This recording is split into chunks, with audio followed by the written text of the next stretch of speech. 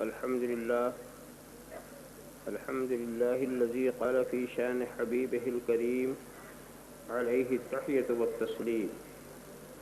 مولانا محمد طب القلوب ودوائها وعافية الأبدان وشفائها ونور الأبصار وضيائها وآله وصحبه دائما أبدا.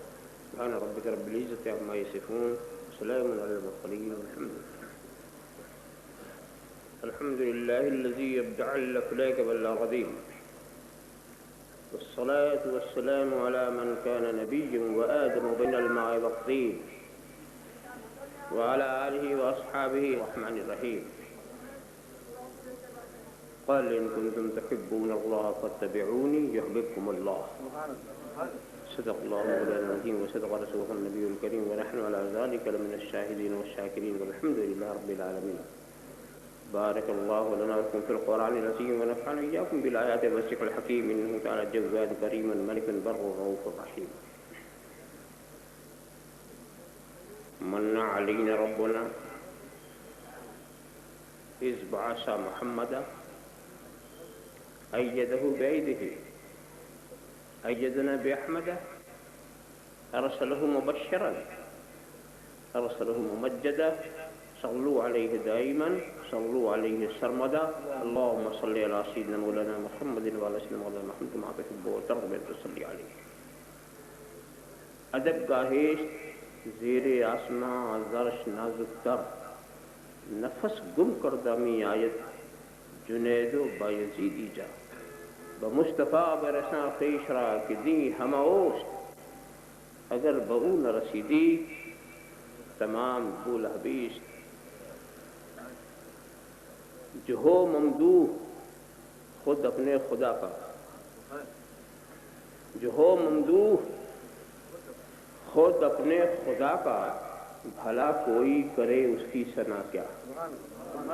جو ہو ممدوح خود اپنے خدا کا، بھلا کوئی کرے اس کی ثنا کیا. انہیں میری حقیقت کا پتہ ہے، انہیں میری حقیقت کا پتہ ہے، مجھے ان کی حقیقت کا پتہ، مجھے ان کی حقیقت کا پتہ کیا. خدائے برتر و بالا ہمیں پتہ کیا ہے، خدائے برتر و بالا ہمیں پتہ کیا ہے، تیرے حبیب مکرم کا مرتبہ کیا ہے. خدائے برتر و بالا ہمیں پتہ کیا ہے، تیرے حبیب مکرم کا مرتبہ کیا ہے. جبین حضرت جبریل پہ کفے پا ہے، جبین حضرت جبریل پہ کفے پا ہے. ہے ابتدا کا یہ عالم تو انتہا کیا ہے، ہے ابتدا کا یہ عالم تو انتہا کیا ہے. خدا کی شان جلال و جمال کے مظہر، خدا کی شان جلال و جمال کے مظہر، ہر ایک سمت ہے تو ہی تیرے سوا کیا، ہر ایک سمت ہے تو ہی تیرے سوا کیا ہے. کوئی بلال سے پوچھے خبیب سے سمجھے، کوئی بلال سے پوچھے خبیب سے سمجھے، سزائے الفت سرکار کا مزہ کیا ہے. کوئی بلال سے پوچھے خبیب سے سمجھے، سزائے الفت سرکار کا مزہ کیا ہے. سمجھ لو عہد رسالت کے جانثاروں سے، سمجھ لو عہد رسالت کے جانثاروں سے یہ صدق کیا ہے، صفا کیا ہے اور وفا کیا ہے. یہ صدق کیا ہے، صفا کیا ہے اور وفا کیا ہے. بشر کے بھیس میں لاک البشر کی شان رہی، بشر کے بھیس میں، بشر کے بھیس میں لاک البشر کی شان رہی. یہ معجزہ جو نہیں ہے تو معجزہ کیا. بخاری پڑھ کے بھی شان محمد عربی، بخاری پڑھ کے بھی، بخاری پڑھ کے بھی شان محمد عربی سمجھ نہ پائے اگر تم تو پھر پڑھا کیا. پڑھا کیا، سمجھ نہ پائے اگر تم تو پھر پڑھا کیا ہے. سمجھ نہ پائے اگر تم تو پھر پڑھا کیا ہے. ہر ایک دل کو یہیں سے سکون ملتا ہے، ہر ایک دل کو، ہر ایک دل کو یہیں سے سکون ملتا ہے۔ جمال گنبد خضرا میں اے خدا کیا ہے، جمال گنبد خضرا میں اے خدا کیا ہے، ہر ایک دل کو یہیں سے سکون ملتا ہے، ہر ایک دل کو یہیں سے سکون ملتا ہے۔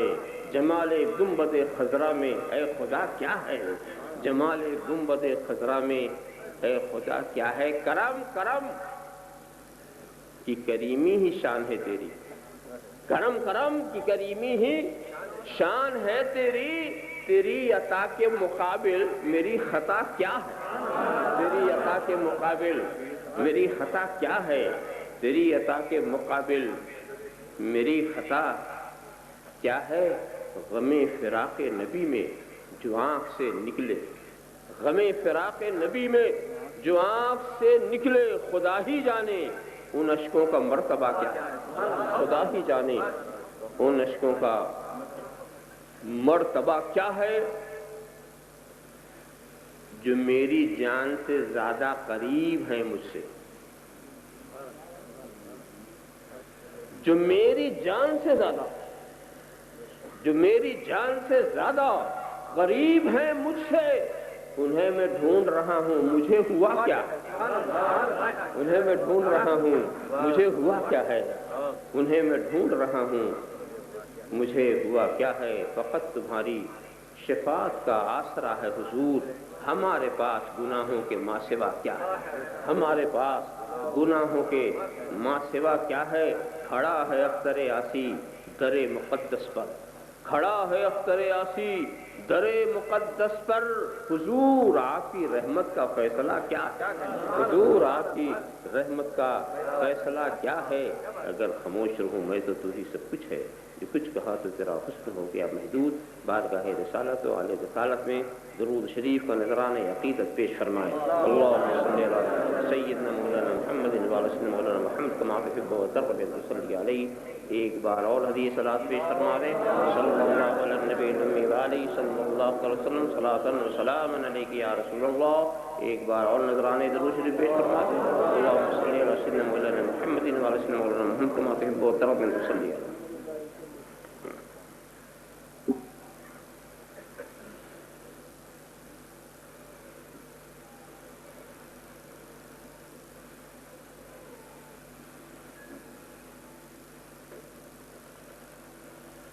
ایک شیر کے گھن گرج کے بعد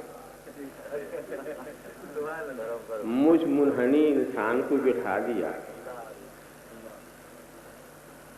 شیر شیر ہی ہوتا، جن کو آپ خطیب دکن کہتے ہیں ان کو میں بیش اہل سنت کا شیر سمجھتا ہوں۔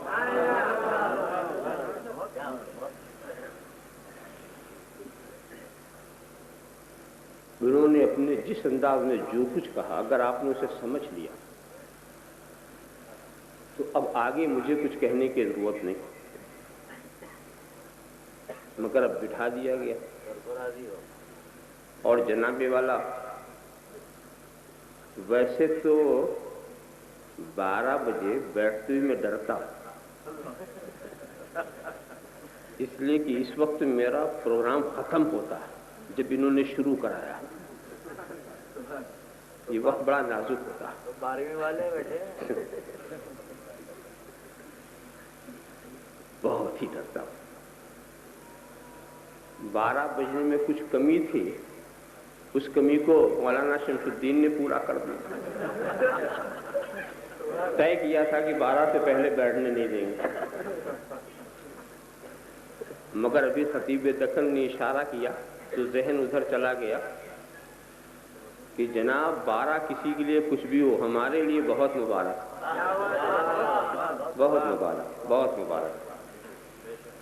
12 کسی کے لیے کچھ بھی ہو، کچھ لوگ تو 12 سے گھبراتے ہیں، گھبراتے ہیں، یعنی 12 ان کی چڑ بن گئی، اور ایسا چڑ بن گئی کہ اگر ٹھیک 12 بجے آپ ان سے وقت پوچھیں تو ٹائم نہیں بتائیں گے، ٹائم نہیں بتائیں گے۔ اور ایک مرتبہ کسی مسخرے نے پوچھ لیا ٹھیک 12 بجے، ٹھیک 12 بجے سردار جی کیا بجا؟ برجستہ جواب دیا 11:60 ہوئے۔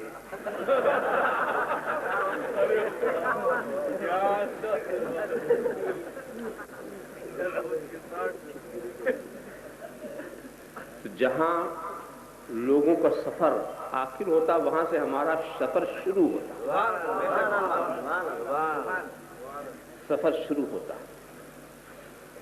اصل میں گھڑی کے 12 کا خیال آپ مت کیجیے گا، صرف اتنا خیال رکھیے گا چہرے پر 12 نہ بجنے پر۔ اور اس کی پہچان بھی بتا دوں کہ دائیں بائیں آپ دیکھ لیں کہ کسی گھڑی کیا بولتی،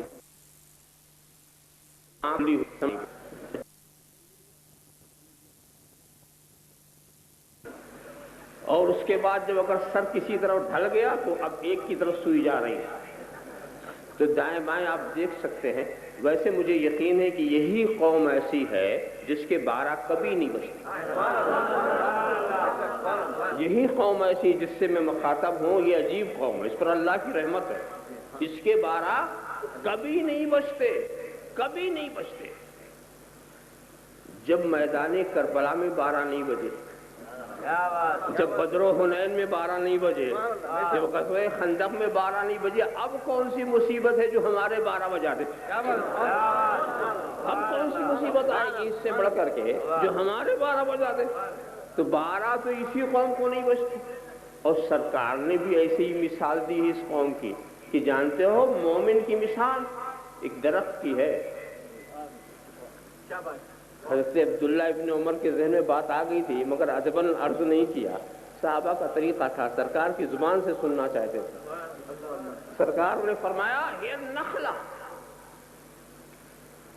یہ کھجور کا درخت بالکل ایسے جیسے مومن کی شان، یہ کھجور کا درخت۔ جب میں نے مناسبات پر غور کیا تو بڑی ساری باتیں سامنے آئیں۔ ایک تو یہ کہ جب خزاں کا موسم آتا ہے سارے درختوں کے پتے جھڑ جاتے ہیں، کھجور کا پتا نہیں جھڑتا، تو کھجور سدا بہار ہوتا ہے، اس کے کبھی 12 نہیں بجتے، ہمیشہ ہرا بھرا رہتا ہے، ہرا بھرا رہتا ہے۔ دوستو، ہندوستان کے اندر مسلمانوں کو کرچ کرنے کی جتنی سازشیں ہوئی ہیں، اگر مسلمان کے سوا کوئی دوسری قوم ہوتی تو مٹ جاتی، مگر ہم مٹنے کے لیے نہیں آئے ہیں، خدا نے ہمیں مٹنے کے لیے پیدا ہی نہیں کیا ہے۔ سیدنا محمد کما تحب و ترضى صلی اللہ تعالی وسلم صلاۃ و سلام علیک یا رسول اللہ، صلی اللہ و سلام علیک یا رسول اللہ، صلی اللہ علی النبی الامی وآلہ صلی اللہ تعالی وسلم صلاۃ و سلام علیک یا رسول اللہ۔ اور دوسری مناسبت ہم نے یہ دیکھی، کھجور کے پھل بڑے میٹھے ہوتے ہیں، بہت میٹھے ہوتے ہیں، اور دور دور تک جاتے ہیں، مدینے کی کھجوریں یہاں تک آتی، تو مومن بڑا میٹھا ہوتا ہے، رحماء بینہم کی مٹھاس اس کے اندر، اور اس کا فیض دور دور تک۔ مدینے کی کھجوریں ہیں، چاہے بغداد سے لو چاہے اجمیر سے لے لو، فیض وہاں کا ہے، کھجوریں اور میٹھی۔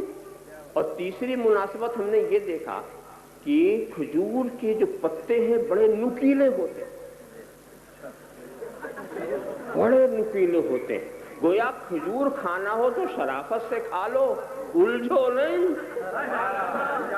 شرافت سے کھا لو۔ فیض لینے آؤ گے ہم نہیں دیکھیں گے اپنا ہے کہ پلایا ہے، مگر اگر الجھو گئے تو ہمارے اندر نیزے کی تیزی ہے، ہم صرف رحماء بینہم نہیں ہیں، اشداء علی الکفار بھی ہیں۔ اللہم صلی علی سیدنا محمد کما تحب و ترضى ان تصلی علیہ۔ تو بھئی تو جب نخلا سے سرکار ہی نے تو آپ کے 12 تو صبح تک نہیں بجیں گے، بجنے کا سوال ہی کیا ہے۔ میں نے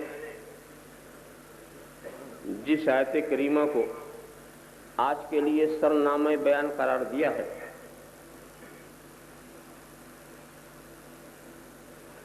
اس کے تعلق سے کچھ عرض کرنے سے پہلے میں آپ کو یہ ذہن نشین کرانا چاہتا ہوں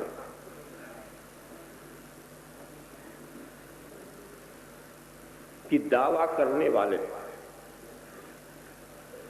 ہر دور میں رہے، آج بھی ہیں، کل بھی رہیں گے۔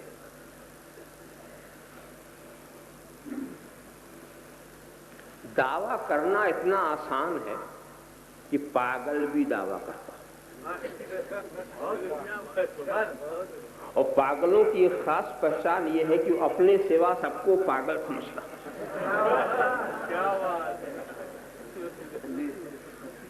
آپ نے نہیں سنا ہوگا، سن لیجئے، کراچی کے پاگل خانے میں پنڈت جواہر لال نہرو ایک بار گئے تھے، ایک پاگل سے ملاقات ہو گئی، تو پاگل نے پوچھا آپ کی تعریف؟ تو انہوں نے کہا میں ہوں پنڈت جواہر لال نہرو، ہندوستان کا وزیر اعظم۔ تو اس نے مسکرا کے کہا بہت اچھا ہوا آپ یہاں آئے، آپ بالکل ٹھیک ہو جائیں گے، میں بھی اپنے کو یہی سمجھتا تھا۔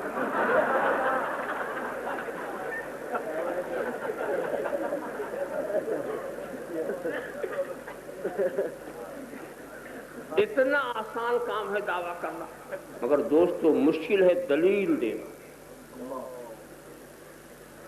جب دلیل مانگی جائے گی تو سمجھ میں آئے گا، دعویٰ تو کیسا بھی آپ کرو، یہ دلیل دینا ہر ایک کے بس کی بات نہیں ہے۔ یہیں سے دعوے کے وزن کا پتہ چلتا ہے۔ تو عہد رسالت میں بھی کچھ دعویٰ کرنے والوں نے دعویٰ کیا، بڑا غضب کا دعویٰ، ایک ہی دعوے میں دو دعوے۔ نحن ابناء اللہ واحباؤہ، ہم ہیں خدا کے بیٹے اور ہم ہیں خدا کے چاہنے والے۔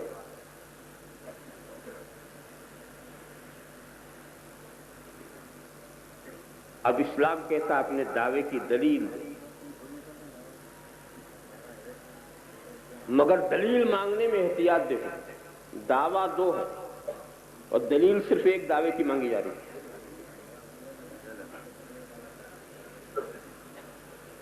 دعویٰ دو، دعویٰ کیا ہے؟ ہم ہیں خدا کے بیٹے، دوسرا دعویٰ کیا ہے؟ ہم ہیں خدا کے چاہنے والے۔ تو یہ نہیں کہا جاتا کہ دعویٰ دو، دلیل دو کہ تم خدا کے بیٹے ہو۔ کیوں؟ خدا کا بیٹا ہونا یہ محالات خرد میں سے، اور جو چیز ناممکن ہو اس کی دلیل نہیں مانگی جاتی، دلیل اس کی مانگی جاتی ہے جو ممکن بھی ہو۔ تو محال دعویٰ لوگ کرتے رہیں، سب سے دلیل نہیں مانگی جائے گی۔ کوئی کہے میں خدا کا بیٹا اور میں پوچھوں دلیل دو، تب دلیل کا مطلب یہ کہ مجھے شبہہ ہے، مجھے شک ہے، تو محالات کی دلیل نہیں مانگی جاتی۔ خدا کا بیٹا ہونا یہ محالات خرد میں سے ہے، کوئی خدا کا بیٹا ہو ہی نہیں سکتا۔ ماں باپ سے پیدا ہونا ہی دلیل ہے کہ تو خدا کا بیٹا نہیں، اس دنیا میں رہنا دلیل ہے کہ تو خدا کا بیٹا نہیں۔ مکان و مکانیات، زمانہ زمانیات، مادہ مادیات کے شکنجوں کے اندر جکڑ کے رہنا دلیل ہے کہ نہ تو خدا ہو سکتا ہے نہ خدا کا بیٹا ہو سکتا ہے، لہذا اس کی دلیل نہیں چاہیے۔ ہاں بیٹا تو نہیں ہو سکتے، چاہنے والے ہو سکتے ہیں، اپنے چاہنے کی دلیل دو۔ تم کو جو یہ دعویٰ ہے کہ ہم ہیں خدا کے چاہنے والے، تو اپنے چاہنے کی دلیل دو۔ اچھا، دلیل مانگنے میں بھی عجیب نرالا انداز۔ دیکھیے ہمارے پاس علماء کرام ہیں، انہوں نے کوئی دعویٰ کیا، کوئی بھی، اب میں کہوں کہ آپ دلیل دیں تو دلیل وہ اپنی مرضی سے دیں گے، جس چیز کو اپنے دعوے کی دلیل سمجھے، اور ہمیں ان کی دلیل سننی پڑے گی، سننی پڑے گی۔ جب تک وہ دلیل دیتے رہیں گے ہمیں خاموش، بعد میں پھر ہم کہیں گے کہ آپ کی دلیل میں یہ نقص ہے، یہ عیب ہے، آپ کی دلیل سے آپ کا دعویٰ ثابت نہیں ہوتا، دلیل سے ہم بعد میں الجھیں گے۔ مگر جب تک وہ دلیل دے رہا ہے ہم سنتے رہیں گے، اور دلیل دینے والا اپنی مرضی سے دلیل دیتا ہے، مگر اسلام دلیل بھی مانگ رہا ہے اور پابند بھی کر رہا ہے۔ خدا کی محبت کا دعویٰ کرنے والوں، اگر تم واقعی خدا کے چاہنے والے ہو تو میرے رسول کی اتباع کو دلیل میں پیش کرو. میرے رسول کی اتباع کو، اس لیے کہ خدا کے چاہنے کی ایک ہی دلیل ہے، وہ رسول عربی کی پیروی، وہ سرکار عربی کی پیروی ہی دلیل ہے. دوسری دلیل ہم نہیں سنیں گے اور نہیں دے سکے تو کیا تم محبت نہیں کرتے؟ تم جھوٹے ہو اس دعوے میں؟ یہاں ایک پیچیدگی ہے، اس کا حل کرنا چاہتا ہوں میں. دیکھو، ایک شخص سلیقے کی دلیل پیش کر سکے یا نہ کر سکے، مگر ہم اس کے جذبے کا انکار کرنے کا حق کیا رکھتے ہیں؟ محبت دل کے جھکاؤ کا نام ہے، محبت طبیعت کے میلان کا نام ہے، محبت رجحان طبع کا نام ہے. وہ اپنے طور پر یہ دلیل پیش کر سکتے ہیں کہ اگر ہمیں خدا سے محبت نہ ہوتی تو ہم خدا تک پہنچنے کا راستہ کیوں تلاش کرتے؟ راستہ کیوں تلاش کرتے؟ تو ہمیں اس کے جذبے کے انکار کا حق کیا؟ میں اس کو اس طرح سے بھی سمجھاتا ہوں. مثال میں، آپ کے شہر محبوب نگر سے دو آدمی حج کا جذبہ لے کے چلے. جب بمبئی پہنچے تو ایک نے سوچا جیسے ساری دنیا جاتی ہے ویسے ہمیں بھی جانا چاہیے. ہوائی جہاز سے گیا، بحری جہاز سے گیا. دوسرے نے سوچا کیا ضرورت ہے ان تکلفات کو میں پڑھنے کی، سمندر میں چھلانگ لگا دو، تیر کے جدہ تک پہنچ جائیں گے. تو آپ تو یہ کہہ سکتے ہیں کہ چھلانگ لگانے والا نہیں پہنچے گا، مگر یہ کیسے کہیں گے کہ حج کا جذبہ نہیں تھا؟ اسی جذبے نے تو چھلانگ لگوا دیا. یہی تو جذبہ تھا نا جس کی وجہ سے وہ ہلاک. تو آپ یہ تو کہہ سکتے ہیں وہ نہیں پہنچے گا، ہلاک ہو جائے گا، مگر یہ نہیں کہہ سکتے اس کو حج کا جذبہ نہیں. ایسے ہی تم بت پرستوں سے یہ کہہ سکتے ہو، ستارہ پرستوں سے یہ کہہ سکتے ہو کہ خدا تک پہنچنے کا تم نے جو راستے نکالے ہیں، کبھی تم دریاؤں کے آگے سرنگو نظر آتے ہو، کبھی تم آگ کے آگے ہاتھ جوڑے کھڑے ہوتے ہو، کبھی تم پتھروں کی منت و سماجت کرتے ہوئے نظر آتے ہو، کبھی تم چاند و سورج کو مناتے ہوئے نظر آتے ہو. یہ جو تم نے راستے ہیں، اس راستے سے تم خدا تک تو نہیں پہنچو گے، ہلاک ہو جاؤ گے. مگر یہ کیسے کہتے ہو کہ پہنچنے کا جذبہ نہیں؟ خدا تک پہنچنے کا جذبہ نہیں ہے. تو آپ کو عیسائیوں، یہودیوں، مجوسیوں، اہل ہنود کی محبت کے انکار کا حق کیا؟ وہ اپنے اپنے طور پر کوئی بھی دلیل پیش کریں، ان کی دلیل آپ تسلیم کریں یا نہ کریں، مگر جذبے کا انکار آپ کو نہیں کرنا چاہیے. تو اسلام کی خوبی دیکھو، اس نے جذبے کا انکار ہی نہیں کیا. اسی طرف میں آپ کے ذہن کو لے جا رہا ہوں. انہوں نے کہا میں محبت کرتا ہوں تو اسلام ہی نہیں کہتا تم جھوٹے ہو. جھوٹ نہیں. اب اسلام یہ سمجھنا چاہتا ہے کہ تم خدا کو کیوں چاہتے ہے تو متسلیم. تم خدا کو کیوں چاہتے ہو، خدا تک پہنچنا چاہتے ہو، کیوں چاہتے ہو؟ تو اس صورت میں جس کا جو تصور آخرت ہوگا وہی تو جواب دے گا. اپنے اپنے تصور آخرت کی روشنی میں ہو سکتا کوئی کہے ہم خدا سے محبت اس لیے کرتے ہیں کہ ہمیں جنتی بہاریں چاہیے، ہمیں جہنم سے چھٹکارا چاہیے، ہمیں دین و دنیا کا صلاح فلاح چاہیے، ہمیں یہاں کی خوش بختی چاہیے، ہمیں وہاں کی فیروز بختی چاہیے، مغفرت چاہیے، نجات چاہیے، یہ چاہیے وہ چاہیے. اب اسلام یہ کہتا سنو، ایک طرفہ محبت سے کچھ نہیں ہوتا. ایک طرفہ محبت سے کچھ نہیں ہوتا. تم خدا کو کتنا بھی چاہو تمہاری مغفرت نہیں ہو سکتی. تم خدا کو کتنا بھی چاہو تمہاری نجات نہیں ہو سکتی. تم خدا کو کتنا بھی چاہو تمہیں جنت کی بہاریں نہیں مل سکتی. تم خدا کو کتنا بھی چاہو تمہیں جہنم سے چھٹکارا نہیں مل سکتا. ایک طرفہ محبت سے کام نہیں چلے گا. کام اس وقت چلے گا کہ خدا کو تم چاہو, خدا تمہیں چاہے, خدا سے تم راضی ہو جاؤ, خدا تم سے راضی ہو جائے, خدا سے تم خوش رہو, خدا تم سے خوش رہے. ارے تم بندے ہو, خدا کو نہیں چاہو گے تو کرو گے کیا؟ یہ کمال نہیں ہے کہ بندہ خدا کو چاہتا ہے, کمال یہ ہے خدا بندے کو چاہتا ہے. کمال کی بات یہ ہے کہ خدا بندے کو چاہتا ہے. ذرا سا سمجھ میں آیا؟ معلوم ہی ہوا کہ دو طرفہ جب تک محبت نہیں ہوگی تو تم نے جو نقشے بنا رکھے ہیں وہ نہیں ملے گا. اب سوال یہ ہے کہ یہ دو طرفہ, یہ دوسری محبت ملے گی کیسے؟ تو قرآن کہتا ہے قال ان کنتم تحبون اللہ فاتبعونی یحببکم اللہ. اے محبوب کہہ دو کہ اگر تم خدا سے محبت کرنا چاہتے تو میری اتباع کرو, خدا تمہیں محبوب بنا لے گا, خدا تمہیں چاہنے لگے گا, خدا تم سے راضی ہو جائے گا, خدا تم سے خوش ہو جائے گا. اور جب دونوں محبتیں ملیں گی تو تب جا کے نجات. پہلے خدا کی محبت کو بلانا, آہو میرے پیچھے چلو. خدا کی محبت کو اپنی طرف بلانا ہے تو میرے پیچھے چلو. یہاں پر ایک بات میں بتاؤں, دیکھو کل ایک تجربہ کرنا, سرکار کی ذات کو مرکز بنایا جا رہا ہے.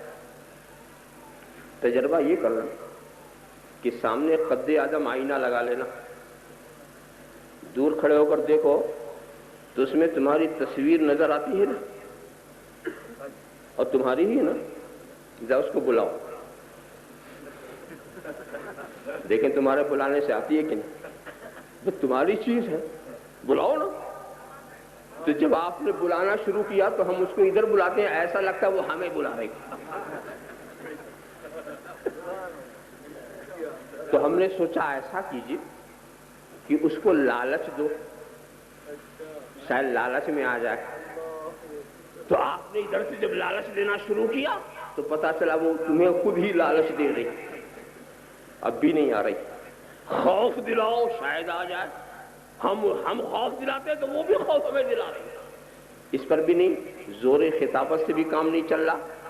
ہماری ہی تصویر ہمارے پاس نہیں آ رہی, اس کو کیسے اپنے قریب کریں؟ کہا لالچ مت دو, خوف نہ دلاؤ, زور بیان خرچ مت کرو. جس آئینے میں وہ تصویر نظر آ رہی ادھر بڑھو. جس آئینے میں وہ تصویر نظر آ رہی ہے ادھر بڑھو. تم 2 قدم چلو گے وہ 2 قدم چلے گی, تم دوڑ کے چلو گے وہ بھی دوڑ کے آئے گی, تم دھیرے دھیرے چلو گے وہ بھی دھیرے دھیرے آئے گی. اور جب آئینے سے تم لپٹ جاؤ گے تو تصویر تم سے لپٹی ہوئی نظر آئے گی. تصویر تم سے لپٹی ہوئی نظر آئے گی. تو خدا کی محبت کو بلانے والوں, اگر بلانا چاہتے ہو اس آئینے کی طرف چلو جہاں خدا کے جلوے نظر آ رہے ہیں, اس آئینے کی طرف چلو.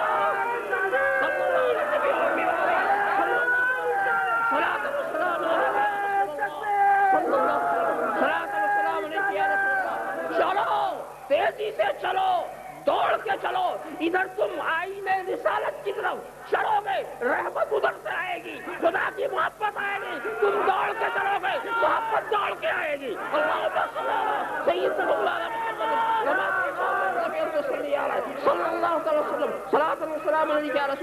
تیزی سے دوڑو, دوڑتے چلے جاؤ. اور یقین جانو جب تم گنبد خضرا کے سائے میں ہوگے تو محبت خدا کے سائے میں ہوگی, محبت خدا کے سائے میں ہوگی. اللہم صلی علی سیدنا مولانا محمد وعلی سیدنا مولانا محمد کما تحب و ترضی بان تصلی علیہ. مرکز بنا دیا ہے ذات محمد رسول اللہ, ذات محمد رسول اللہ مرکز بنا دیا ہے. ارے جانتے ہیں کہنے کو تو مرکز ہوتا ہے, مرکز ہوتا کیا؟ مرکز ہوتا کیا؟ مرکز کائنات کیا ہے؟ مرکز ایک فلسفی نے ایک تھیوری پیش کیا. کیا کیا کہ جب کوئی چیز کسی سے نکلتی تو نکلنے والا جو ہے اسے مرکز بنانا. اسی کا چکر لگاتی ہے۔ یہ موجودہ کے تمام سائنسدانوں کا متفقہ، تمام مفکرین فلسفیوں کا متفقہ وہ جدید جو فلسفہ کہ جب کوئی چیز کسی سے نکلتی ہے تو جہاں سے نکلتی ہے وہ مرکز ہے، اور یہ نکلنے والی چیز اسی کا چکر لگاتی ہے۔ اس سلسلے میں سائنسداں دو مثال پیش کرتے ہیں، کہتے ہیں کہ یہ زمین جو ہے سورج کا ٹکڑا، میں اس کی تائید و تصدیق نہیں کر رہا ہوں، میں ان کا قول پیش کر رہا ہوں، اور پھر اس نظریے کو جنہوں نے منطبق کیا ہے اس کو میں بتا کہ یہ زمین جو ہے یہ ٹکڑا ہے کس کا؟ سورج کا۔ تو جب ٹکڑا ہے نکل گیا تو اب پوری زمین اپنے تمام متعلقات کے ساتھ سورج کا چکر لگا رہی، سورج ٹھہرا ہوا ہے، کیونکہ سورج جو ہے برکت ہے، وہاں سے یہ ٹوٹ کے نکلے تو جو نکلتا ہے یہ اس کی فرع، تو وہ اسی مرکز کا چکر، اسی اصول کی بنیاد پر، اور کہا یہ چاند جو ہے یہ زمین کا ٹکڑا، تو چاند زمین کو مرکز بنائے ہوئے، چاند زمین کا، اور پھر یہ سارے کو لے کے زمین سورج کو مرکز بنائے ہوئے، تو جو جہاں سے نکلا اس کا وہ مرکز، جو جہاں سے نکلا اس کا وہ مرکز۔ بات سمجھ میں آ گئی؟ مثال چاہے اس کی تسلیم کرو یا نہ کرو، قاعدہ مسلم، مثال سے تسلیم کرو یا نہ کرو، قاعدہ مسلم، جو نکلے گا، جس سے نکلے گا اس کا مرکز۔ اب دیکھو یہ کائنات کس سے نکلی، یہ کائنات کس سے نکلی، یہ کائنات کس سے نکلی، تو سنو اچھی طرح، انا من نور اللہ والخلق كلهم من نوری، انا من نور اللہ والخلق كلهم من نوری، اول ما خلق اللہ نوری، سب سے پہلے خدا نے میرے نور کو پیدا کیا، میں اللہ کے نور سے، اور ساری مخلوق میرے نور سے، تو نور مصطفیٰ دیکھو کس طرح سے نکلا، یہ خدا جانے، مصطفیٰ جانے، یہ کیفیت متشابہات میں سے ہے، نہ سمجھنا ضروری نہ سمجھانا ضروری، مگر یہ ہے کہ نور مصطفیٰ نور خدا سے نکلا، تو نور مصطفیٰ کا مرکز نور الہی، نور مصطفیٰ کا مرکز نور الہی، تو مصطفیٰ کا نور نور الہی کا چکر لگا رہا ہے، اور ساری کائنات نور مصطفیٰ کا چکر لگا رہی ہے۔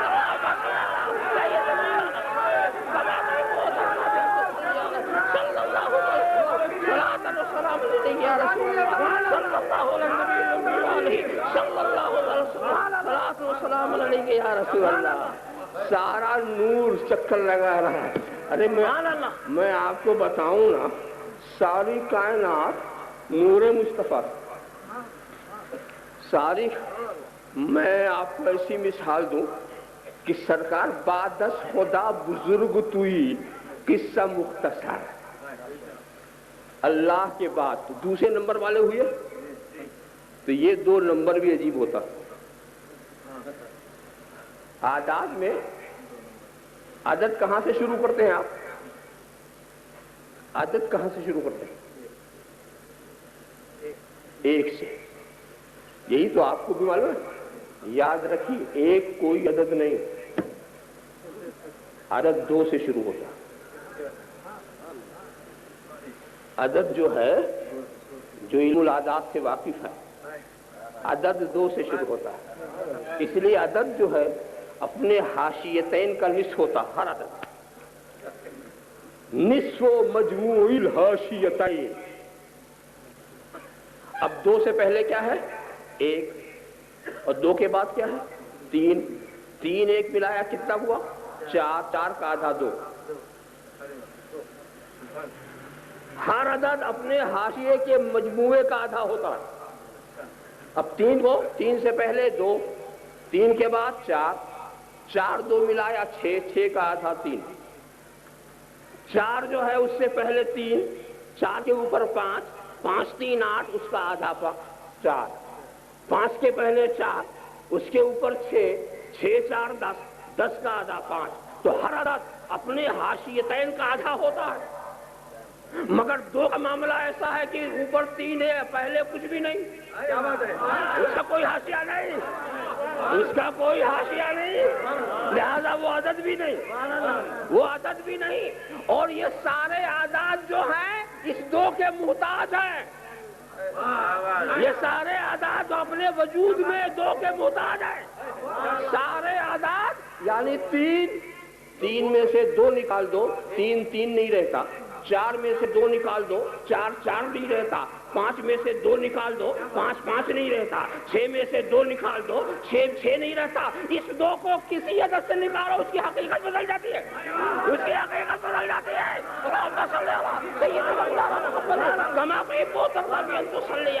یہ 2 ہر جگہ ہے، یعنی سارے 2 کے اوپر کروڑوں اربوں سنکھوں جتنے بھی اعداد تم بناتے چلے جاؤ، یہ سب اپنے وجود میں 2 کے محتاج ہیں. مگر وہ 2 صرف 1 کا محتاج ہے، وہ صرف 1 کا محتاج ہے.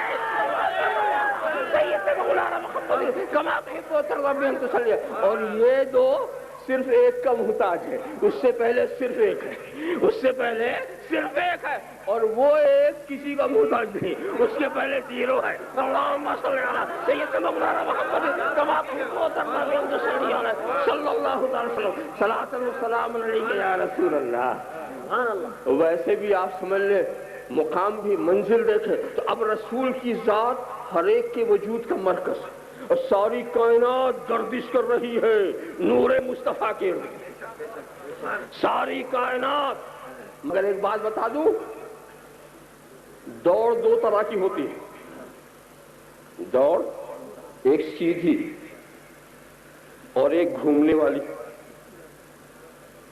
سیدھی دوڑ میں آپ سینہ تان کے دوڑ سکتے ہیں،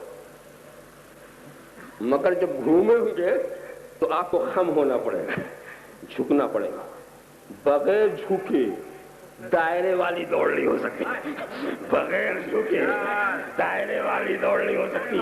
سیدھے جاؤ گے تو تل کے جاؤ، اور جہاں دائرے والی دوڑ ہوگی تو اس میں جھکنا پڑے گا. اچھا، اسی اصول پر سڑکیں بھی بنتی ہیں. سڑکیں بنتی ہیں، سیدھی سڑک جاتی ہے نا، دونوں برابر. جہاں گھمایا نچلا حصہ دب گیا، اوپر والا اونچا. ٹرین کی لائنوں کو دیکھو، جو سیدھی جاتی ہیں برابر، جہاں گھماؤ اوپر والی اونچی، نیچے والی نیچی. کیوں؟ اس لیے گھومنے کے بعد فطرت جھکنے کو بتا دو.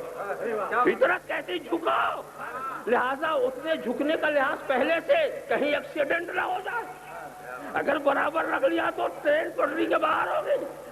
ٹرین پٹری کے باہر تو بناتے وقت ہی جو جھکاؤ ہونا چاہیے اس کی رعایت رکھ کے سڑک بھی بناتے ہیں، ٹرین کی لائنیں بھی بناتے ہیں. یہ گھومنے والی ہے. تو جو رسول کے سامنے، جو رسول کے کو مرکز بنا کر گھومتے ہیں، یہ سیدھی دوڑ نہیں ہے، یہ دائرے والی دوڑ ہے، یہ دائرے والی دوڑ ہے.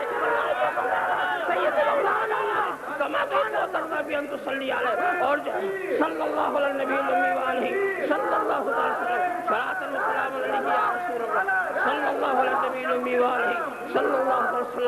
وسلم علیہ رسول اللہ. تو اب جب رسول کے گرد گھوم رہے ہو، جھک کے چلو، جھک کے چلو.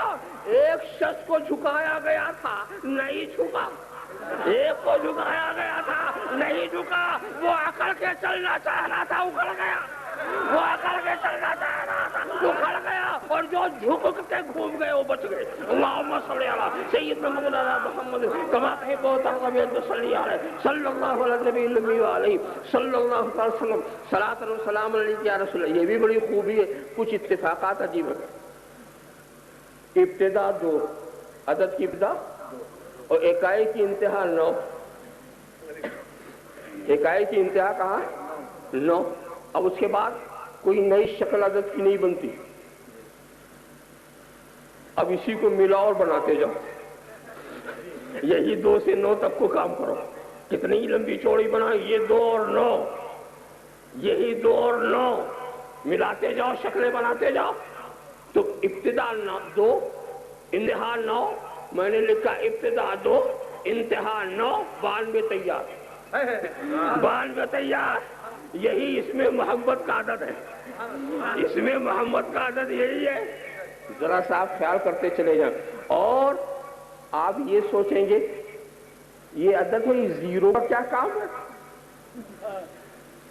تو ہم سمجھتے ہیں زیرو کا کوئی کام نہیں, زیرو کا کوئی کام, زیرو زیرو ہی نہیں, اس کا بھی کام.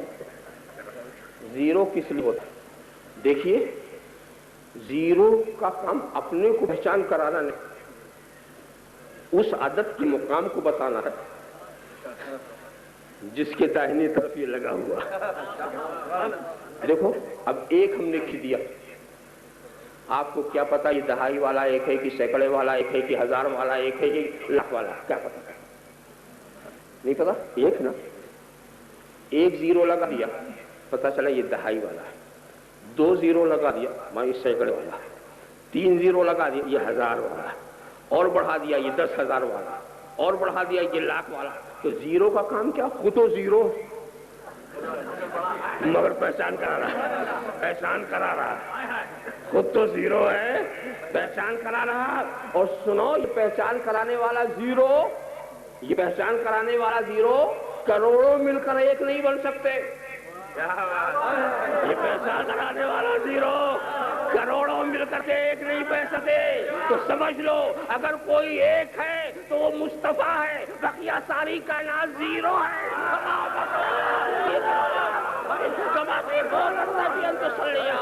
اور سنو تمہیں کس لیے پیدا کیا گیا ہے؟ تمہیں اپنی پہچان کے لیے نہیں پیدا کیا ہے. لقد خلقت الدنیا واہلها لأعرفهم منزلك المنزلتك وكرامتك عندي. اے محبوب ہم نے دنیا اور اہل دنیا کو اس لیے پیدا کیا کہ تجھے پہچانے, تجھے پہچانے. نبی کی پہچان کرانے کے لیے یہ دنیا والے پیدا کیے گئے ہیں. جتنے جتنے لوگ بڑھتے جائیں گے نبی کا مقام اٹھتا چلا جائے گا, نبی کا مقام اٹھتا چلا جائے گا. تو زیرو کا کام اپنا مقام ظاہر نہیں کرنا ہے بلکہ اس کا مقام جس کے داہنے طرف. مگر ایک بات بتاؤں, وہ زیرو جو داہنی طرف ہو وہ پہچان کا, اور بائیں طرف وہ زیرو ہی ہے. ایک کے بائیں طرف لگاتے جاؤ کچھ نہیں, اور داہنی طرف لگاؤ تو ایک کا وقار بلند ہوتا جاتا ہے. تو داہنے والے جو زیرو ہیں وہ پہچان کراتے ہیں, بائیں والے نہیں. اسی لیے پہچان کرانے کے لیے ہم اصحاب یمین کی تلاش کرتے ہیں.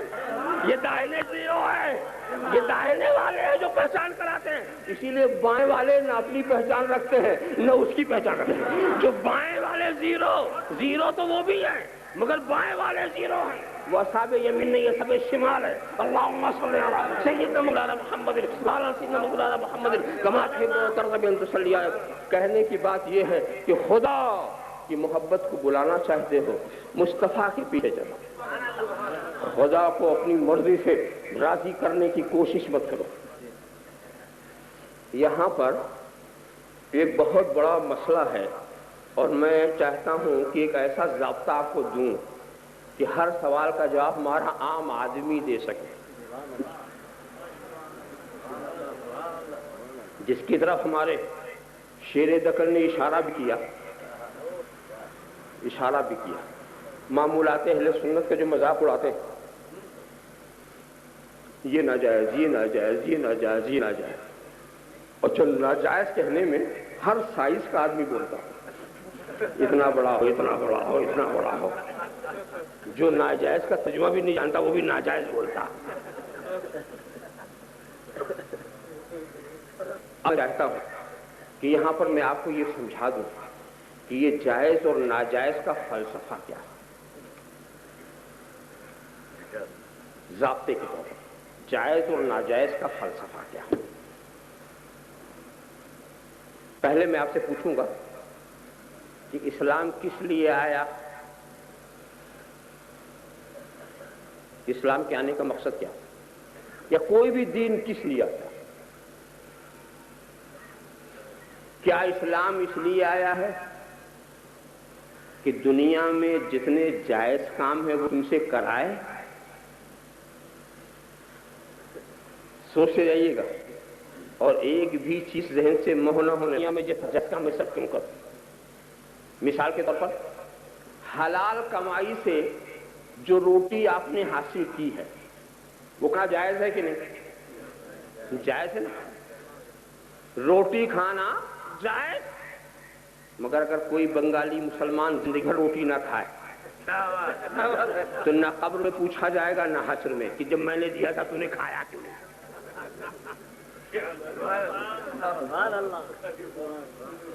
حلال کمائی کا حاصل کیا ہوا چاول کھانا جائز ہے نا. پنجاب کا مسلمان زندگی پر چاول کو ہاتھ نہ لگائے, کہیں نہیں پوچھا جائے گا تو نے چاول کیوں نہیں کھایا. آپ دیکھیں اسلام کو اس بات سے بالکل دلچسپی نہیں ہے کہ دنیا میں جتنا جائز کام ہے تم کرو, اس کو جس جائز کام کو کرانا ہوگا اسے فرض کر دے گا, واجب کر دے گا, ضروری کر دے گا, لازم کر دے گا. پھر جب ہر جائز کام نہیں کرانا تو آیا کس لیے؟ تو اسلام جائز کام کرانے نہیں آیا ہے, ناجائز سے بچانے آیا ہے. ہر ناجائز, چاہے چھوٹا ہو چاہے بڑا, بڑے ناجائز کو آپ نے حرام کہہ دیا, چھوٹے ناجائز کو آپ نے مکروہ کہہ دیا, کچھ بھی ہو اسلام سب سے بچانے آیا ہے. تو دین کا کام جائز کام کرانا نہیں ہوتا, ناجائز سے بچانا ہوتا. یہ بنیادی مقصد ہوتا, ناجائز سے بچانا. اب میں ایک بات پوچھوں, ناجائز کیا ہے؟ تو وہ زبان میں نہیں استعمال کروں گا جو اساتذہ کرام طلبہ کے سامنے کرتے, سمجھا؟ وہ کروں گا تو مشکل ہو جائے گا, تو میں آسان زبان سمجھاؤں. ناجائز وہ ہے جو خدا کو ناپسند, زیادہ ناپسند تو حرام, کم ناپسند تو مکروہ. تو ناپسندیدگی کا جو بھی معیار ویسے ہم حکم لگا دیں گے. تو ناجائز وہ ہے جو خدا کو ناپسند. اب یہ پتہ لگاؤ کہ یہ ہمیں کیسے پتہ چلے کہ خدا کو کیا ناپسند ہے. کوئی جو بتا دے مجھے کیا ناپسند. جب بندے کی ناپسند نہیں بتا پا رہے تو بندہ نواز کی ناپسند. تو خدا کی ناپسند کو ہم کیسے جانیں؟ ہمارے پاس کون سا ذریعہ, کون سا آلہ؟ تو چلو خدا کی بارگاہ میں ہم خود عرض کریں, اے اللہ تو نے بہت سی چیزوں کو سمجھنے کے لیے ہمیں دیا ہے, دیکھنے کے لیے آنکھ دیا, سونگنے کے لیے ناک دیا, سننے کے لیے کان دیا, بولنے کے لیے زبان دیا, قوت ذائقہ, قوت سمع, قوت فکریہ. اپنی ناپسند جاننے کے لیے کیا دیا؟ نہ ہماری عقل پہنچے, نہ ہمارے حواس پہنچے, نہ ظاہری حواس, نہ باطنی حواس. تیری ناپسند کیسے ہم جانیں؟ کچھ عجب نہیں کہ اس کو جواب سمجھ میں آئے کہ اے میرے بندے, میں نے تجھے دیکھنے کے لیے قوت باصرہ دیا, سننے کے لیے قوت سامعہ دیا, چکھنے کے لیے قوت ذائقہ دیا, سونگنے کے لیے قوت شامہ دیا, چھونے کے لیے قوت لمسہ دیا, سوچنے کے لیے قوت فکریہ دیا, اور اپنی پسند کو جاننے کے لیے نبی دیا. اپنی پسند کو جاننے کے لیے نبی دیا. صلی اللہ علیہ وسلم. تو پتہ یہ چلا کہ خدا کی ناپسند ایک ایسا غیب ہے جس کا علم صرف نبی سے ہوتا ہے. یہ ایسا غیب ہے. جو لوگ کہتے ہیں کہ نبی کو غیب کی خبر نہیں, غیب کا پتہ نہیں, تو ان سے پوچھو جب نبی کو غیب کا پتہ نہیں تو ان کو آنے کی ضرورت کیا ہے؟ میں اعلان کے ساتھ کہتا ہوں, جب نبی کو غیب کی خبر نہیں تو نبی کو آنے کی ضرورت. نبی کس لیے آئے؟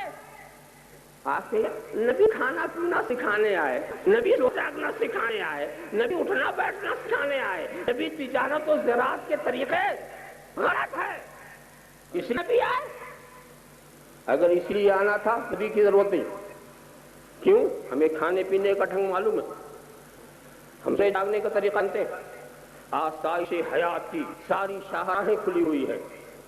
ہمیں کچھ جینے کا طریقہ سکھانے کی ضرورت نہیں, ہمیں زراعت و تجارت کا ڈھنگ سکھانے کی ضرورت ہے. ہمیں سب معلوم ہے. جو چیز ہمیں معلوم ہے اسے نبی بتانا ہے. پتہ ہی ضرورت نہیں ہے نبی کے آنے کی. تو میں چیلنج کے ساتھ کہتا ہوں نبی کھانا پینا سکھانے نہیں آئے، سونا جاگنا سکھانے نہیں آئے، تجارت و زراعت سکھانے نہیں آئے، نبی یہ بتانے آئے کون سا کھانا خدا کو پسند ہے، کون سا ناپسند ہے، کون سی تجارت خدا کو پسند ہے، کون سی ناپسند ہے، کون سی زراعت خدا کو پسند ہے، کون سی ناپسند ہے، کون سی طرز زندگی خدا کو پسند ہے، کون سی نبی تو صرف خدا کی پسند ناپسند بتانے آئے، نبی تو صرف غیب کی خبر دے دے آئے، غیب کی بات بتانے آئے۔ جو کہتا ہے نبی کو غیب کا نہیں پتا تو پھر نبی کو آنے کی ضرورت بھی نہیں تھی، نبی تو غیب ہی بتانے آیا۔ تو پتہ یہ چلا کہ خدا کی ناپسند جاننے کا ذریعہ صرف نبی،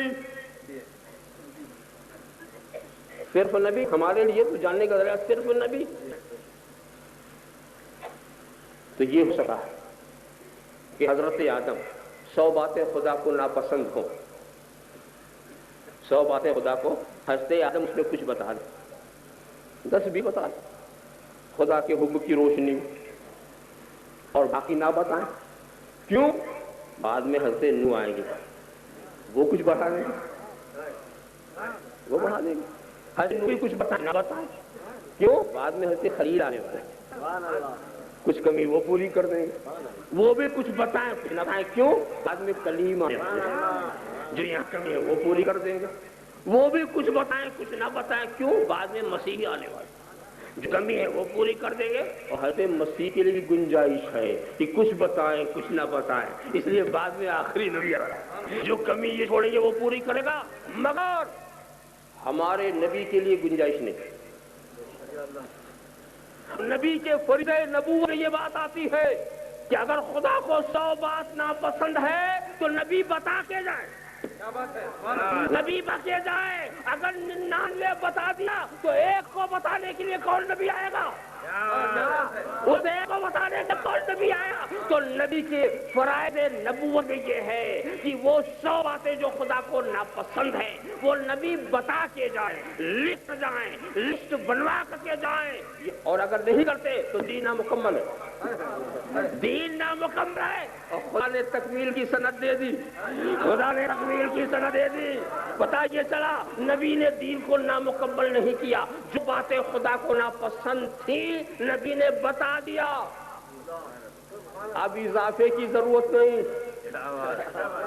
اب نبی نے کچھ تمہارے لیے نہیں چھوڑا کہ بعد میں تم بتا اپنی لسٹ کو بڑھاؤ، تو معلوم ہوا کہ ناجائز کی لسٹ بن گئی ہے، جائز کی نہیں بنی۔ دین جائز کی لسٹ بنانے نہیں آتا، دین ناجائز کی لسٹ بنانے آتا ہے، تو ناجائز کی لسٹ بن چکی ہے اور جائز کی لسٹ نہیں بنی، اور بڑا آسان طریقہ ہو گیا، دوسرے ناجائز تو خدا نے بتایا یہ ناجائز یہ ناجائز یہ ناجائز یہ ناجائز یہ ناجائز، باقی سب جائز، جو ناجائز تھا بتا دیا، باقی تو بتا وہ سب جائز۔ نہ خدا سے بھول ہوئی نہ مصطفیٰ سے بھول ہوئی، نہ خدا سے بھول ہوئی نہ مصطفیٰ سے بھول ہوئی، عالم الغیب و شہادہ جانتا تھا کہ قیامت تک کیا کیا نئی باتیں نکلیں، لسٹ میں نہیں۔ اب ہر سوال کا جواب سنو، لوگ دھوکہ دیتے ہمارے سنو، کہاں جائے قیام، کہاں جائے میلاد، کہاں جائے فتح، کہاں جائے یہ کہاں جائے وہ کہاں جائے۔ ارے بیہوش میں سوال کرنا بھی نہیں ہے، ارے جائز کی لسٹ بنی کہاں ہے جو ہم دکھائیں، جائز کی لسٹ بنی کہاں ہے، تو دیکھا کہ کہاں نہ جائے، تو دیکھا جو لسٹ بن چکی ہے اس میں دیکھا کہاں نہ جائے۔ کیا سمجھے؟ رکنے کے لیے دلیل چاہیے، کرنے کے لیے نہیں، رکنے کے لیے دلیل چاہیے، کرنے کے لیے نہیں۔ ایک بات کہو انصاف سے، صحابہ کرام ابتدائی دور میں شراب پیتے تھے نہیں؟ پیتے تھے نا؟ کیا رسول نے کہا تھا پیو؟ کیا قرآن میں آئے تھی پیو؟ ارے پہلے سے پی رہے تھے، پی رہے، تو کرنے کے لیے دلیل نہیں چاہیے۔ حرمت کی آیت آئی، رک گئے، دو بہنوں کو ایک نکاح میں جمع کرتے رہے حضور نے کہا تھوڑی تھا کہ جمع کر، حرمت کی آیت آئی، رک گئے، जुआ खेलते रहे। हुर्मत की आयत आई गए, सुध लेते रहे। हुर्मत की आयत आई रुक गए, तो रुकने के लिए दलील चाहिए, करने के लिए नहीं। ये बेवकूफ इंदिरा करने की मांगते हैं। अल्लाहुम्मा सल्ली अला सय्यिदना मौलाना मुहम्मद कमा है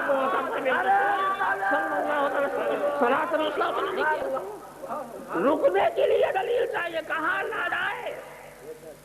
मिसाल के तौर पर आप हमसे पूछें कि हुजूर के जमाने में इस तरह की मस्जिदें नहीं बनती थी जो आजकल बनती, न गुंबद न मीनारा, जायज चीज है कि नहीं, न गुंबद न मीनारा, न वो गहराई वाली मेहराब, न ये लाइटिंग, न ये सहूलतें और न ये निज़ाम। ये मुतवल्ली साहब है, ये इमाम साहब है मुकर्रर, ये मुअज्जिन साहब है, ये सेक्रेटरी है, ये खाजिन है। तो मस्जिद का ये निज़ाम न हुजूर के जमाने में था, न सहाबा के जमाने में था, न ताबई के जमाने में था। तो क्या ऐसी मस्जिद बनाना, इस निजाम को चलाना जायज? तो हम कहेंगे ये बताओ, क्या रसूल ने नाजायज कहा? नाजायज की लिस्ट है, करनी है तो जायज। जो चीज नाजायज वाली लिस्ट में नहीं है वो जायज। आप ये कहें कि हुजूर के जमाने में कुरान करीम की इशाअत ऐसे नहीं होती थी जैसे आज हो रही है। कातिब लिखता है, प्रेस में रखते हैं, कागजों पर छपवाते हैं और छपवाने के बाद जनाबे वाला हम मार्केट में लाते हैं और हदिया ले लेके फैलाते हैं। ये जो हम कर रहे हैं ये तो हुजूर के जमाने में नहीं था, क्या जायज? तो हमने कहा हुजूर के जमाने तो नहीं था, मगर क्या ऐसा इस तरह से कुरान की इशाअत करने से रसूल ने कहीं रोका तो दिखाओ, कहा नहीं तो जाए। आप हुजूर के जमाने में कहीं कोई ऊंट पर जाता, कोई कश्ती पे हज करने जाता था, कोई गए पे हज करने जाता था। आज लोग उड़ के जा रहे हैं, तो ये उड़ के जाना जाए? उड़ के जाना जाए? भाई क्या सरकार ने कहा था कुछ मत आना? क्या सरकार ने रोका तो नहीं रोका, जाए। जरा ख्याल करते चले जाए। दीन की बातें जिस तरह से आप सुन रहे हैं, हम सुना रहे हैं, न ये हुजूर के जमाने में, न ये सहाबा के जमाने में, न ताबईन के जमाने में ये माइक, ये स्टेज, ये मजमा, ये तो था ही ना। हुजूर के जमाने में तो ईशा के बाद जागना भी मकरूह समझा जाता था, जागना भी पसंद नहीं किया जाता था। जरा सा देखो अब ये क्या, ये सब जाए? कभी इस तरह से दीन की बात करने से क्या अल्लाह ने रोका, क्या रसूल ने रोका? क्या नाजायज की लिस्ट में है क्या नहीं है? क्या जायज? कुछ लोग अजीब बेवकूफ हैं, ऐसे ही जलसा करो, ऐसे ही लाइटिंग करो, ऐसे ही लाइटिंग करो, ऐसे ही जलसा करो, ऐसे ही मजमा करो, ऐसे ही उलमा को बुलाओ। अगर इसका नाम रख दो इज्तिमा तब जाए और सीरतुन नबी रख दो तो ना जाए। अजीब बात है, क्या जैसे मालूम होता कि सारी शरीयत इन्हीं के हाथ है। अल्लाहुम्मा सल्ली अला सय्यिदना मौलाना मुहम्मद कमा तुहिब्बु व तर्ज़ा अन तुसल्ली सल्लल्लाहु तआला सलातन व सलाम अलैहि या रसूलल्लाह। जरा सा आप ख्याल करते चले जाओ। मालूम हुआ किसी सवाल को उठाओ जो नई नई चीजें होती चली जा रही। सुनो, याद रखो, यहाँ पर जानते हो एक हदीस है जो हर साइज के लोगों को याद है। एक हदीस है, कुल्लु बिदअतिन दलाला, कुल्लु बिदअतिन दलाला। अरे जो बिदअत का सही तलफ्फुज ना कर सके उसको भी यह कुल्लु बिदअतिन दलाला, कुल्लु बिदअत। अरे हदीस तो है ही, हम भी मानते हैं, मगर कभी समझो कि हुजूर कहना चाहते हैं। और इस सिलसिले में मैं एक नए अंदाज से आपको जवाब दूंगा, अपने उलमा की रविश से हटकर, ताकि हदीस का जवाब हदीस ही में हो, हाविया नहीं लगाना पड़े। वरना मेरे पास बहुत तरीके बिदअत की 2 किस्में हैं, सय्या और हसना है, कोई वाजिबा है, कोई मुस्तहब्बा है। तो इन उलझाव में हमको नहीं ले जाना चाहिए। हम हदीस की के लफ्जों ही से आपको मतलब समझाना चाहते हैं।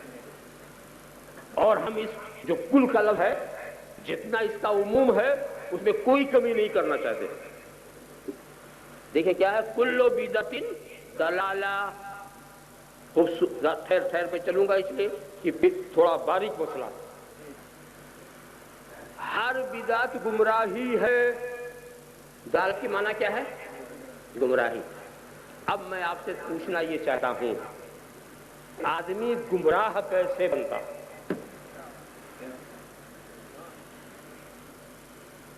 کیا عمل کی خرابی سے کوئی گمراہ بنتا ہے؟ کوئی نماز نہ پڑھے تو کیا گمراہ؟ روزہ نہ رکھے تو گمراہ؟ حج نہ کرے تو کیا گمراہ؟ نہیں، عمل کی خرابی سے انسان گنہگار بنتا ہے. عمل کی خرابی سے گنہگار بنتا ہے، گمراہ نہیں ہوتا.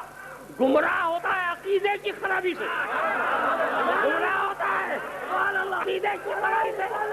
صلی اللہ علیہ وسلم صلاۃ و سلام نہیں کیا رسول اللہ. تو عمل کیسا بھی ہو، عمل اچھا بھی ہو سکتا ہے، برا بھی ہو سکتا ہے، مگر عمل اگر خراب ہے تو انسان کو گنہگار بنائے گا، گمراہ نہیں بنائے گا. اور عقیدہ اگر خراب ہے تو انسان گمراہ ہوتا ہے. تو حضور کہتے ہیں کلو بدعت ضلالہ، ہر بدعت گمراہی ہے. پتہ چلا یہاں اس بدعت کا ذکر ہے جو گمراہ بناتی ہے، یہاں اس بدعت کا ذکر ہے جو گمراہ بناتی ہے. اللہم صلی علی سیدنا مولانا محمد کما تحب و ترضی بان تصلی علیہ. اور سناؤ، اچھی طرح سے سن لو، عقیدے کی بدعت یہ گمراہ بناتی ہے. اب ترجمہ سن لو، کلو بدعت ضلالہ، ہر نیا عقیدہ گمراہی ہے، ہر نیا عقیدہ گمراہی ہے. اللہم صلی علی سیدنا مولانا محمد کما تحب و ترضی بان تصلی علیہ. اسی لیے ہم نے جس کو گمراہ کہا ہے، عمل کی بنیاد پہ نہیں کہا ہے، عقیدے کی بنیاد پر کہا ہے. عقیدے کی بنیاد پر ہم نے اسے گمراہ کہا جس نے رسول کے علم کو جانوروں کے علم کی طرح بتایا. ہم نے اسے گمراہ کہا جس نے رسول کو زمانے کے لحاظ سے آخری نبی نہیں مانا. ہم نے اسے گمراہ کہا جس نے رسول کے علم کو شیطان کے علم سے کم بتایا. ہم نے اسے گمراہ کہا جس نے رسول کو اپنا بڑا بھائی جیسا کہا. ہم نے اسے گمراہ کہا جس نے رسول کو اپنے جیسا بشر کیا. اس لیے کہ گمراہ عقیدے کی خرابی سے ہوتا ہے، عمل کی خرابی سے نہیں ہوتا. اللہم صلی علی سیدنا مولانا محمد وعلی سیدنا مولانا محمد کما تحب و ترضی بان تصلی علیہ.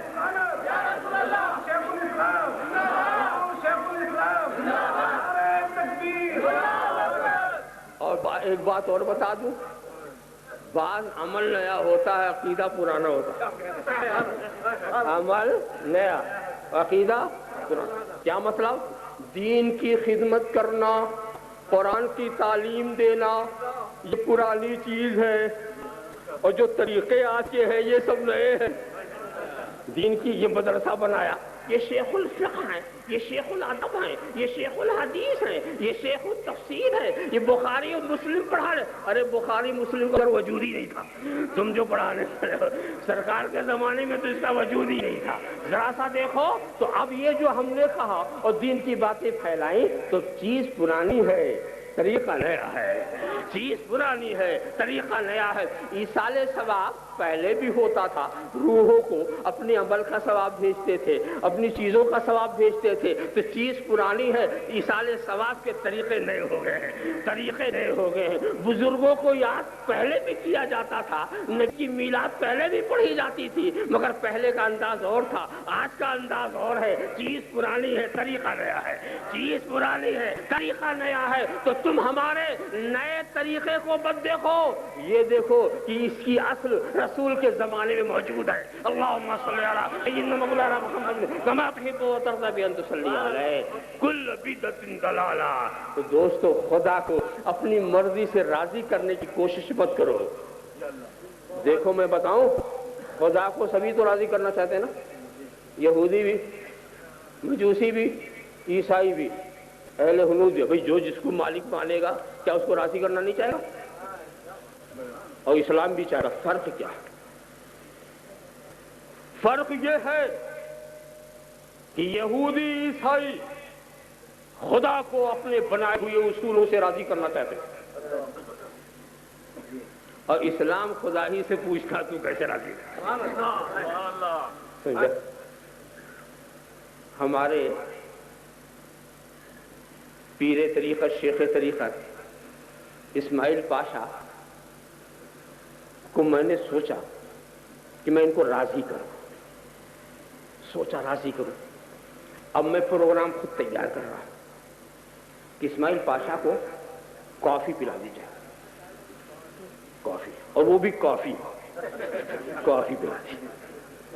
میں جب لے کے گیا، پاشا نے کہا کافی تو نہیں پیتا۔ میں واپس ہوں، میں نے کہا اب چائے تیار ہو، بہترین چائے۔ ہمارے گجرات میں تو نہ جانے کتنے طریقے کی امیری چائے، شاہی چائے، بادشاہی چائے، اسپیشل چائے، چالو چائے، ہر طرح کی چائے ہوتی ہے، خانقاہی چائے۔ میں نے خانقاہی چائے تیار کر کے لا کے پیش کیا کہ خانقاہی آدمی کا بھی میں تو چائے پیتا ہی نہیں، پھر چلا گیا۔ میں نے کہا کہ اچھا چکن بریانی، سبھی ٹوٹ پڑتے۔